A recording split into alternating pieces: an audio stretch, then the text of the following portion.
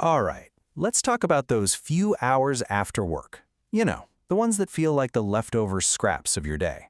Well, it turns out those moments are actually the most critical, the absolute foundation for building the life you really want. Let's really unpack this, because this one idea, it's a game changer. It completely flips the script on what we think success is supposed to look like. See, it's not about being some kind of superhuman. The most resilient, successful people just understand a secret. Those few hours after they clock out, that's the hidden architecture of their entire future. I mean, we've all been there, right? You walk through your front door, the day's finally done, and whoosh! The full physical weight of the last 8, 10, maybe even 12 hours just hits you. It's this deep, universal exhaustion. And look, this isn't just in your head. There's real biology at play here. All day you've been giving the best, most focused parts of yourself away to your boss, your clients, your commute. Your mental battery isn't just low, it's flashing red. It's pretty much empty. And this feeling, the sense of being totally hollowed out, is exactly why we start to see our evenings as, well, nothing, just a void. We feel like we have nothing left to give, so that time feels worthless, almost like a waiting room for the next workday to start. So what do? We collapse on the couch. But here's a really critical insight. That's not a moral failing. It's not you being lazy. It's a survival mechanism. Your nervous system is basically screaming for a break from all the day's demands, so you numb it with the easiest thing you can find, usually a screen, just to quiet the noise in your head. Of course, the internet has an answer for this exhaustion. It's called hustle culture, and it aggressively, relentlessly sells this toxic myth that the only way to get ahead is to just push through the fatigue and start a whole other grueling shift.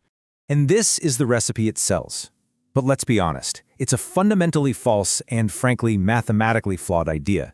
For most of us, this is not a path to wealth. It's a guaranteed one-way ticket to chronic burnout, to ruined relationships, and to just being miserable. It's just not sustainable. So if hustle is the wrong answer, what's the right one? Well, it all starts with a huge mindset shift. It's about moving from passively numbing your brain to actively and intentionally recovering it. And this difference is so critical. Think of it like this. Say you have a broken arm. Numbing is like taking a painkiller. Yeah, it makes you feel better for a little while, but guess what? The arm is still broken. True recovery is like actually setting the bone. It heals the injury, so you can wake up the next day genuinely refreshed and repaired.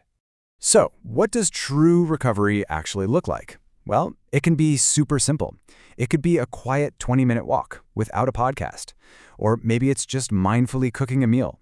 Or even sitting on the floor and really playing with your kids with your phone in another room. The point is to let your nervous system actually power down. Okay, so how do we actually do this? How do we put this into practice? We can break it all down into 3 core pillars. Think of this as your action plan for taking back your evenings. Pillar number 1 is all about what you feed your mind.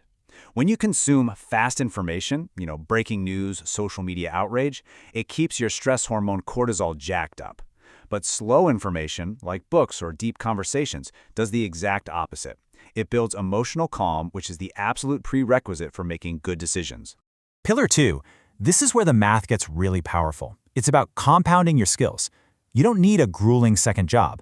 Just think about this. 45 minutes of deep, focused learning 5 nights a week. You know what that turns into over a year? 200 hours of deep work. In today's economy, that kind of focused effort gives you a truly insurmountable advantage. And that brings us to what might be the most important pillar of all. Because the real tragedy of modern work life is that we give our best, most focused attention to our jobs, and then we come home and give our depleted, distracted leftovers to the people we love most.